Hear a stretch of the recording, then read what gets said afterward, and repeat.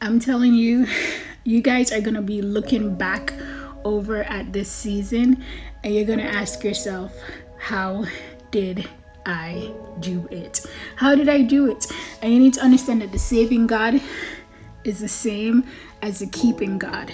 The saving God is the same as the keeping God. All right. And if you guys been journaling, you're going to be reading your journal like years later. You're going to be like, oh my gosh, what was I going through? I'm going to look back over at this season and you're going to be like, how did I do this? And it's only because of God's hands. It's only because of his grace and of his mercy. He kept me. And I'm getting a song right now, but he kept me. He kept me. He kept your mind from exploding. He gave you the strength in your weakness.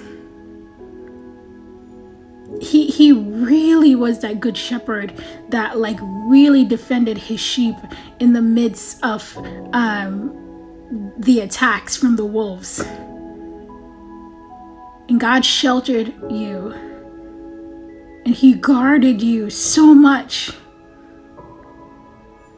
And you think your isolation was, you thought your isolation was God punishing you. God was sheltering you and he was protecting you.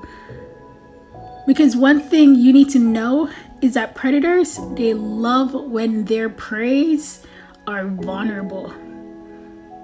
And many of God's people were in this vulnerable position. And God knows that that's when the enemy attacks the most. So he sends his people in isolation. And your isolation was a gift. It wasn't because God hated you or anything like that. It wasn't supposed to be torturous. It was a gift. It was protection.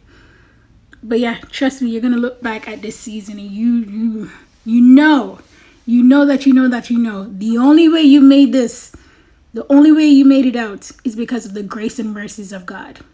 Thank him.